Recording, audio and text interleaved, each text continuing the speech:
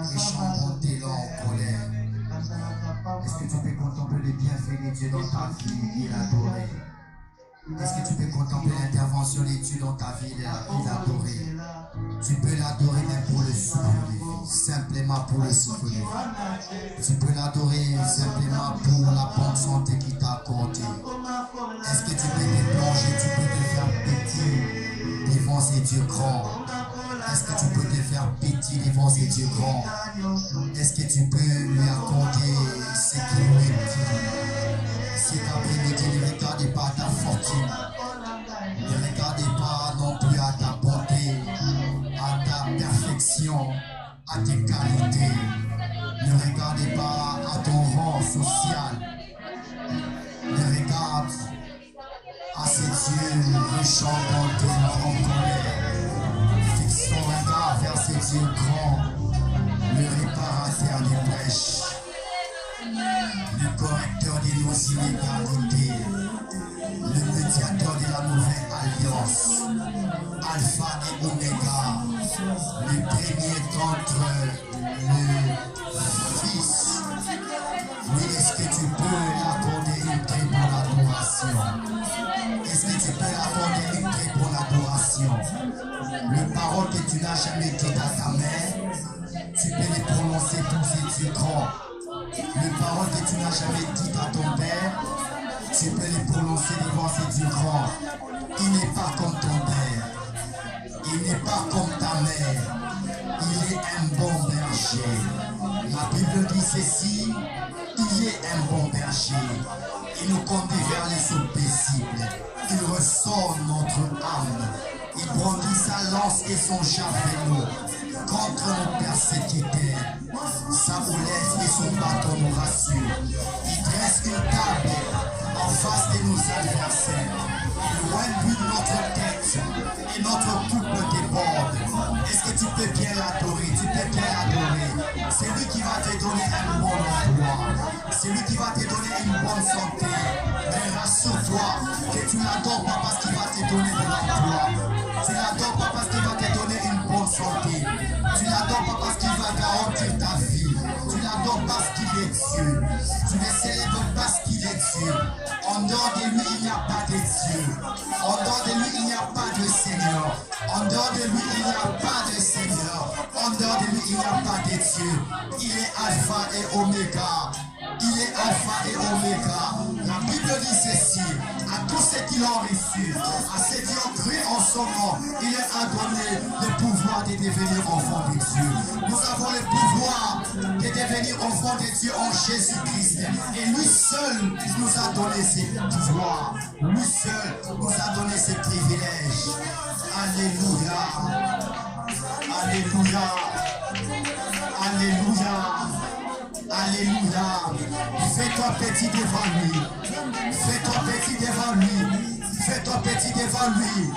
Il est assis sur son trône. Il règne en majesté. Il est assis sur son trône. Il règne en majesté. Il est assis sur son trône. Il règne en majesté. En majesté. En majesté. En majesté. En majesté. En majesté. En majesté.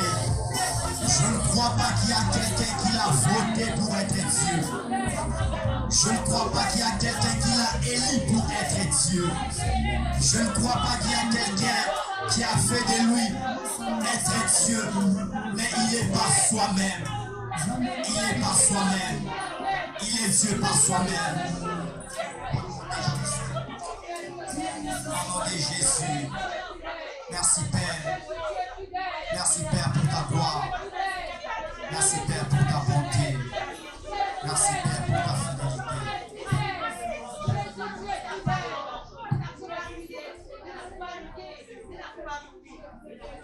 Père, cet après-midi, nous proclamons ta fidélité dans nos vies. Nous proclamons ta fidélité dans notre parcours. Et nous en sommes sûrs et certains que tu es fidèle. Tu es fidèle même dans les moindres détails dans la vie d'une personne. Oui, ta fidélité nous rassure cet après-midi. Ta fidélité fera à ce que toutes tes promesses s'accomplissent dans nos vies. Toutes tes paroles se réalisent dans nos vies. C'est pourquoi nous empruntons les paroles de Moïse, qui a découvert la révélation du nom de Yahvé, qui dérive de la racine Ewa, qui signifie soit à l'existence, soit au développement. C'est lui qui a reçu l'appel révélation lors de l'épisode du buisson ardent, où tu t'es révélé comme suis, je suis celui qui suis. Oui, dans la vie de ton peuple, tu es ce que tu es. Dans la vie de ton peuple, tu es présent. Et ta présence apporte le développement et l'existence. Ce soir, nous t'élevons parce que tu vas apporter le développement. Ce soir, nous t'élevons parce que tu vas apporter la vie. Et non pas n'importe quelle vie, mais la vie Zoé, qui veut dire la vie de Dieu. L'incarnation même de Jésus-Christ en nous. Que ton nom soit béni, que ton nom soit élevé, que ton nom soit exalté, et ensemble que ton nom soit acclamé. Est-ce qu'on peut acclamer le nom du Seigneur? Est-ce qu'on peut acclamer le nom du Seigneur? Est-ce qu'on peut acclamer très bien le nom du Seigneur? Très bien le nom du Seigneur. Que Dieu nous bénisse. Alors, donnez-moi quelques minutes. Donnez-moi simplement quelques minutes. Je vais décortiquer une courte pensée et puis on va se séparer. Amen, amen. Quelques minutes et je crois bien ce soir que le Seigneur va te faire beaucoup de bien. Ça, j'en suis sûr et certain.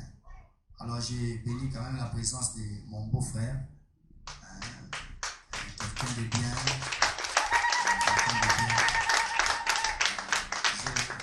Moi, j'ai appris de lui beaucoup de choses parce que j'ai passé beaucoup de temps dans sa maison. J'ai appris vraiment de lui beaucoup de choses, entre autres la fidélité et l'amour face aux enfants et la responsabilité. Et un jour, il m'avait dit, pasteur, tu peux commencer, l'église va te soutenir. Et j'avais dit, c'est pas le temps de Dieu.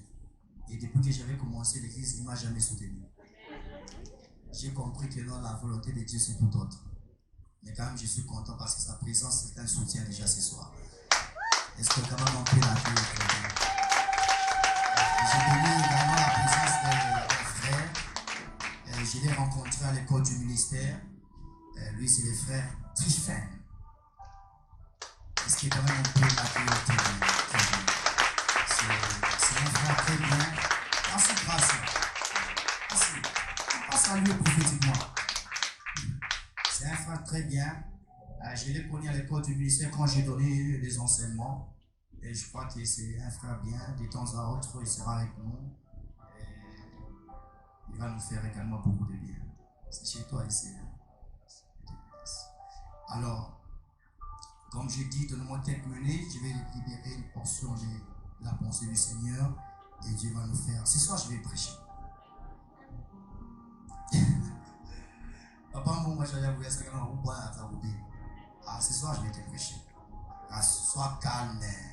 Il y a des choses que je connais faire dans ma vie, c'est prêcher. Si tu me cherches à la mathématique, je ne suis pas là. À la technologie, je ne suis pas là. Mais si tu me cherches à la parole, tu vas me trouver. Et ce soir, je vais bien prêcher. Je suis sûr. Très bien. Parce que Dieu m'a dit que je vais bien prêcher. Alors, nous serons dans le livre de Luc chapitre 13, le 10e verset. Luc 13, le 10e verset. Est-ce qu'on peut honorer la parole du Seigneur? La Bible dit ceci: Jésus enseignait dans une synagogue le jour du sabbat. Or, il y avait là une femme habitée par un esprit qui les rendait infirmes depuis 18 ans. Elle était courbée et ne pouvait pas du tout se redresser. Lorsqu'il a vu Jésus, il lui adressa la parole et dit: Femme, tu es délivrée de ton infirmité. Il posa ses mains sur elle.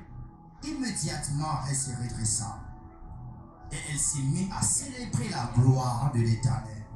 Ce soir, quelqu'un va se redresser. Ce soir, quelqu'un va se redresser. Et tu vas te redresser pour glorifier la gloire de Dieu. Mais le chef de la synagogue, indigné de ce que Jésus avait fait le jour du sabbat, dit à la foule, il y a 6 jours pour travailler. Venez donc pour faire guérir ce jour-là et non pas le jour du sabbat. Le Seigneur lui répondit en ces termes, hypocrite, les jours du sabbat, chacun de vous ne détache-t-il pas son bœuf ou son âme de la mangeoire pour les mener à boire? Et cette femme, qui est une fille d'Abraham et que Satan tenait détachée depuis 18 ans, ne fallait-il pas la délivrer de cette chaîne le jour du sabbat? Ces paroles remplirent de honte tous ses adversaires, et la foule entière se réjouissait de toutes les merveilles qu'il faisait. Amen. Alors, comme on peut s'asseoir, que Dieu vous bénisse. Alors, nous décortiquons un thème très important qui tourne tout autour de l'affranchissement. Et notre thème veut dire, si conditionnel, il y a une grande probabilité que le Fils vous affranchit tout comme qu'il ne puisse pas vous affranchir. Mais la Bible dit, si le Fils vous affranchit, vous serez réellement libre. Et le premier jour, j'ai eu à parler là-dessus pour dire pourquoi est-ce que le Fils veut nous affranchir. Et j'ai dit, parfois on se retrouve dans des situations chaotiques, dans des situations vraiment compliquées, alors qu'il ne nous donne pas une très bonne performance, une très bonne attitude de nous sortir de ces genres de situations. Alors, personne ne peut nous délivrer face à nos problèmes, nos préoccupations, nos soucis. Quelqu'un peut pleurer avec toi, mais il n'est pas en mesure de te consoler. Quelqu'un peut compatir avec toi, mais il n'est pas en mesure de te donner vraiment une bonne solution. Quelqu'un peut avoir pitié de toi. Donc pourquoi est-ce qu'elle souffre comme ça? Pourquoi est-ce qu'elle passe des moments comme ça, des moments difficiles comme ça? Oui, la bonne volonté est là, mais la capacité de faire, la capacité de faire faire et la capacité d'interdire de faire, ça revient à la souveraineté exclusive de Dieu. C'est Dieu peut intervenir et bloquer ce qui a bloqué, délivrer ce qui a délivré, et compliquer ce qui a compliqué. Et quand j'ai prié, j'ai dit à Dieu, Seigneur, pendant longtemps ma vie ne marche pas. C'était une observation personnelle. Seigneur, ce que tu ne peux pas faire, tu ne peux pas faire, tu ne peux pas faire.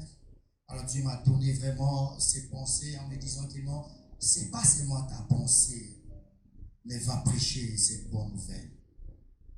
En disant ceci, il y a des blocages à gauche, il y a des blocages à droite, il y a des blocages devant, derrière, dans la vie de mon peuple.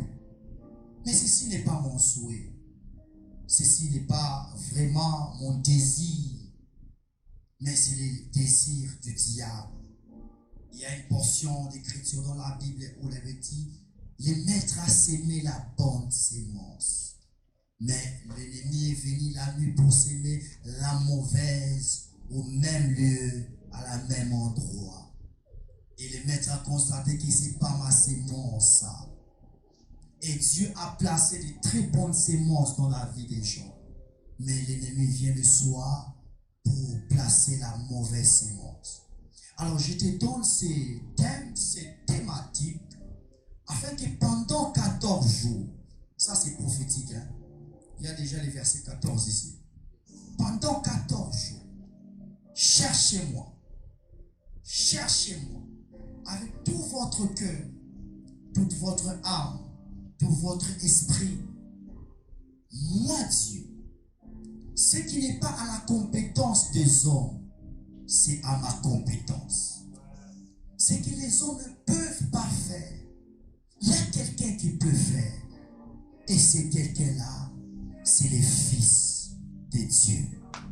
Le Fils unique de Alors, brièvement, j'aimerais dire à une personne,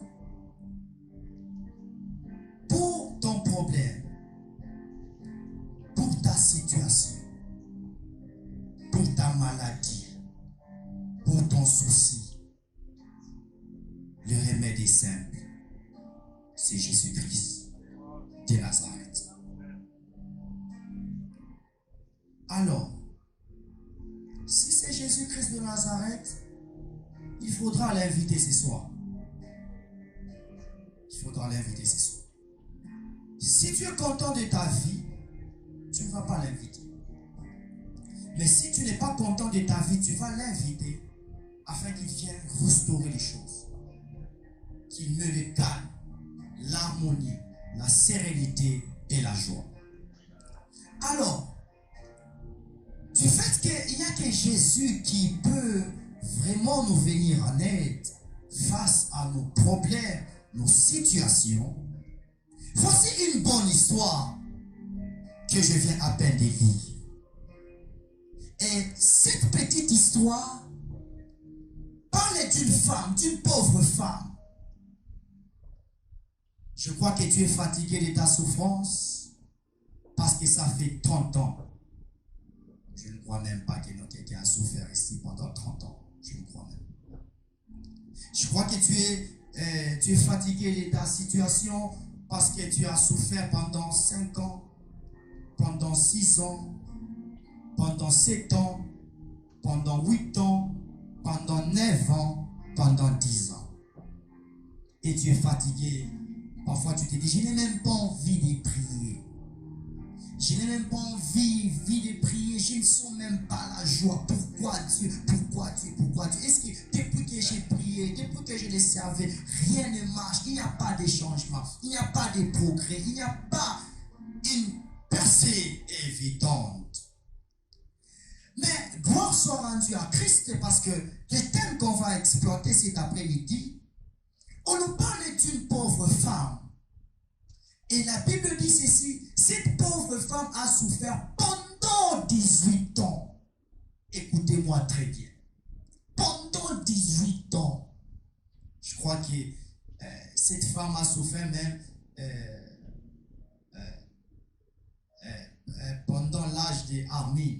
Que te bénisse ma fille. Tu as bien travaillé. Beaucoup de courage, beaucoup de crainte, beaucoup de persévérance. Tu vas faire une bonne percée. Alors pendant 18 ans, cette femme a souffert. Pendant 18 ans. Et la Bible dit ceci dans le texte qu'on vient de lire. Elle était courbée. Donc sa maladie affectait son identité. Sa maladie affectait son témoignage, sa personnalité. Sa maladie affectait sa joie. Pendant 18 ans, elle était courbée. L'année passe, on lui dit ça va marcher. L'autre année vient, ça passe, ça va marcher, ça va marcher. Pendant 18 ans, elle était courbée. Et bizarrement, c'est que même sa maman ne savait pas d'où venaient ses problèmes. La source même de ses problèmes. Et ce qui est compliqué, même son papa ne savait pas. Et ce qui devient scandaleux, même le prophète à l'église ne pouvait pas cerner ou détecter ses problèmes. Et elle a souffert pendant 18 ans.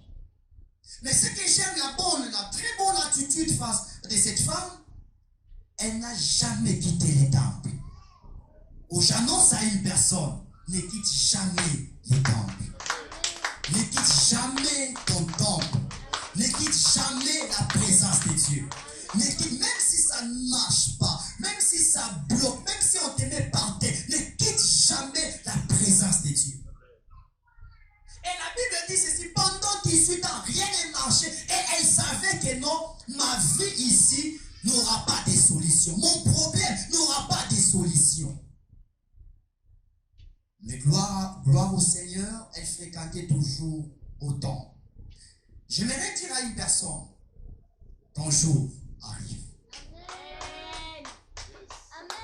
Ton jour arrive.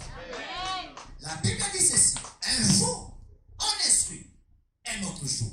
Une nuit, on donne connaissance à une autre nuit. Et les jours de ta visitation, Aoustayouak. Non, j'étais avec lui. Il me fréquentait. On était ensemble. Mais je quoi visitation yako, il baka mungu adeyo. Bantu ba umuya ki ya rikuya. Mais bantu ba kuya ki ya takuya keshu. Et un jour, la Bible dit, c'est par là que j'aimerais commencer. Un jour, elle a fréquenté les temples. Un jour viendra. Et je m'imagine, elle pouvait me quitter chez elle, fatiguée. Elle vient en étant courbée, en étant courbée, en étant courbée, en étant courbée, en étant courbée. Elle entre dans les temples. Elle commence à écouter la bonne parole. L'Éternel veut dire, si les fils vous affranchissent, vous serez réellement libres. Elle entre dans les temples, elle commence à écouter la bonne parole comme tu écoutes. Elle commence à écouter la bonne parole. En sachant que non, après, je vais rentrer chez moi comme je suis venu.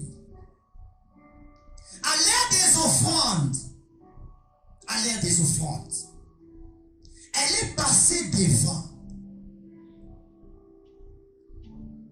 Elle s'est rendue compte que l'homme qui était devant lui, c'était une autre personne, un autre homme.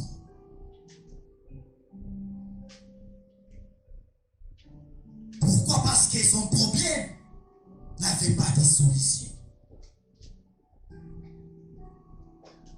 Et même elle-même, elle était désespérée comme toi. Même quand elle est venue le dimanche au temple, prêtez-moi oreille. Prêtez-moi oreille. Même quand elle est venue le dimanche au temple, le jour de sabbat, c'est-à-dire le jour du Seigneur, elle n'était pas sûre que non, un miracle peut se produire. Donc il y avait trois choses qui pouvaient lier cette femme. La première des choses, c'est qu'elle est venue au temple, c'était le jour de sabbat. Et le jour de sabbat, il y a un homme dans la Bible. Et cet homme, ce n'est pas n'importe quel homme, c'est Moïse qui a reçu les 10 commandements à la montagne d'Horeb. Et dans ces 10 commandements, la Bible dit ceci, le jour du sabbat, il n'y aura pas de miracle. Première hypothèse, premier obstacle explique pour elle, elle doit rentrer nécessairement comme elle est venue.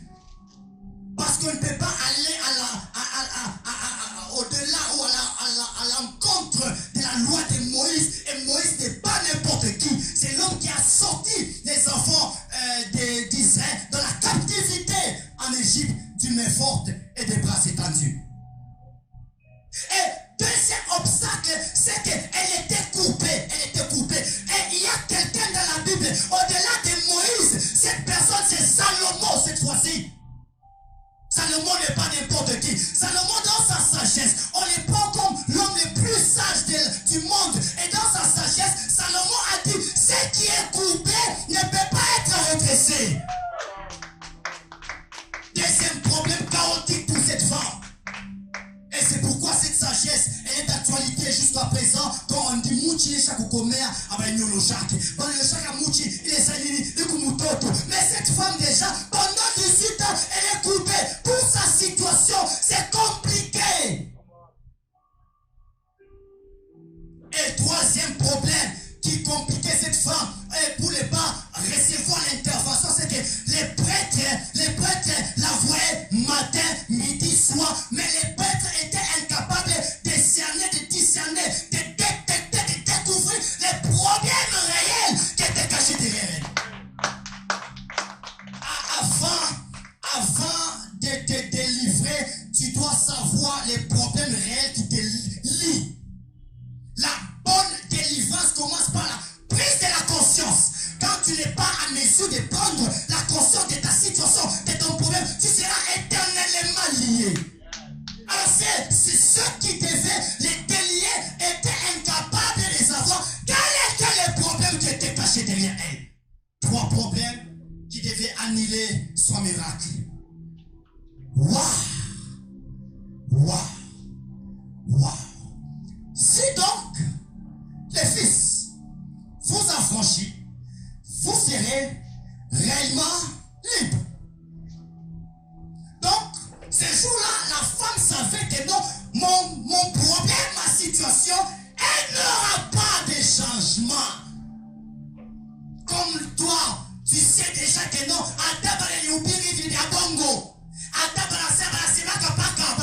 mais je te renvoie pas chez moi, mais je te renvoie derrière moi. Il y a un bon verset, un bon verset, un bon verset qui peut t'aider, qui peut te faire comprendre certaines réalités de ta vie. Écoutez, comme tu es là, devant ces versets, cette femme était devant Jésus.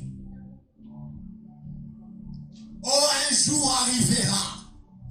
Elle s'est rencontrée devant Jésus.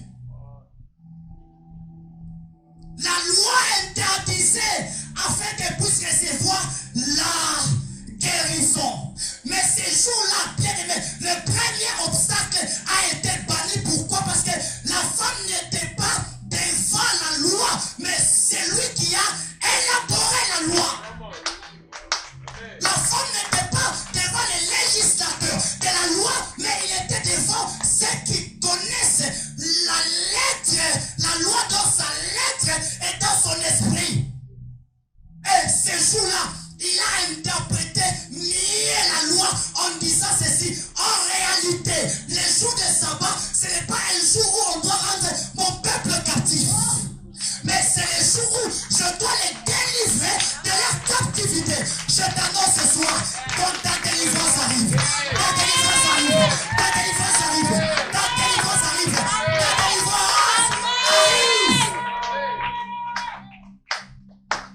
Et les prêtres ont dit, mais pourquoi il peut faire ça? Bien-aimés frères et sœurs, Jésus n'est pas celui, bien-aimé, qui te montre la loi, mais celui qui élabore la loi. Et il connaît mieux la loi. Et je peux te dire ceci. Il y a ce qu'on appelle en droit une ordonnance loi. Elle ne peut être attaquée par la voie des recours ordinaires ou par les voies des recours extraordinaires, mais par la nullité si cette dernière est une irrégulière. C'est-à-dire même dans la loi, on laisse des irrégularités. Pour dire ceci, il y aura des recours face à cette irrégularité. Mina kwambia mambo yako, mukuntundu la solution. Mambo yako, mukuntundu michisa. Mambo yako, mukuntundu la délivrance yako. Et c'est pourquoi quand vous concevez, vous construisez une maison, il y a toujours des fenêtres qu'on laisse. Il y a toujours des portes qu'on laisse. Mais face à la loi, il y avait des fenêtres où cette femme devait sortir. Et quand elle s'est rencontrée avec le fils doit montrer une fenêtre par où sortir. Ce soir, en cellule, il y a une fenêtre pour toi. Il y a une fenêtre pour toi. Oh, ce n'est pas toi que je parle. Ce n'est pas toi que je parle. Si vraiment c'est à toi, si vraiment c'est à toi, je te laisse une fenêtre. Il y a une fenêtre. Il y a une fenêtre. Il y a une fenêtre. Pour ta délivrance, il y a une fenêtre. Pour ta délivrance, il y a une fenêtre. Pour ce qui bloque ton cœur, ce qui fait mal à ton cœur, ce qui te met par terre, ce qui apporte la honte midi soir, je t'annonce en ma qualité de l'homme de Dieu, il y a une fenêtre que tu vas traverser cette nuit. Pas demain, cette nuit. Deuxième obstacle, Jésus a vaincu le premier obstacle. Deuxième obstacle, c'est que Salomon n'est pas n'importe qui. Il avait une sagesse incommensurable. Et dans sa sagesse, il a dit, ça c'est vrai, ce qui est courbé ne doit pas être redressé. Mais je peux dire à une personne, Salomon c'est une créature, mais il y a un créateur. Ah, tu ne m'as pas entendu. Salomon c'est une créature, mais il y a un créateur. Et ce soir, Déborah, je ne te parle pas d'une créature, parce qu'une créature va disparaître. Je te parle d'un créateur. Un créateur, il est plus grand qu'une créature. Un créateur que je te parle, c'est le Fils, c'est Jésus. Bien aimés frères et sœurs, ton une performance. Ton problème a une durée. Ton problème a la taille, a une taille. Ton problème a un nom. Mais ce soir, je n'ai même pas besoin que tu me parles de ta situation parce que elle est toute petite, elle est toute petite, elle est toute petite, elle est toute petite. Tu ne parles même pas, ne me parle même pas. On fait ça. Toi, je te parle de celui qui est caché derrière ton problème. Ton problème là t'arrive afin de te tirer aux oreilles pour que tu puisses comprendre que là, derrière ce problème, il y a un homme. Les gens prenaient Salomon pour l'homme le plus sage. Mais ces jours-là, cette femme était devant l'homme qui est plus sage que Salomon. Et il a dit ceci: ma sagesse consiste en ceci. Contradiction. La sagesse de l'homme que vous prenez, elle consiste à ce que ce qui est courbé ne peut pas être redressé. Mais la bonne sagesse consiste en ceci: ce qui est courbé, ce que les hommes ne peuvent pas redresser, ce qui ne peut pas bouger, moi les fils, je suis capable de les redresser, Alors voici la bonne nouvelle: ton problème sera redressé bientôt. Ton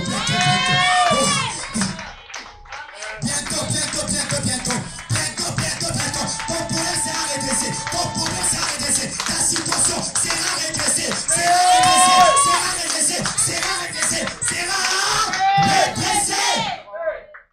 Je te parle, c'est toi que je parle. Même si tu es un chrétien jusqu'à présent, Dieu me dit ceci: ton problème sera redressé. Ta maladie sera redressée. Ton célibat sera redressé. Ton problème sera redressé. Ton échec sera redressé. Tes soucis seront redressés. Parce que ce soir, tu n'es pas à la rencontre de Moïse. Il va passer. Tu n'es pas à la rencontre de Salomon. Il va passer. Tu n'es pas à la rencontre d'Élie. Il va passer. Mais tu es à la rencontre de cet homme qui est éternellement le même hier, aujourd'hui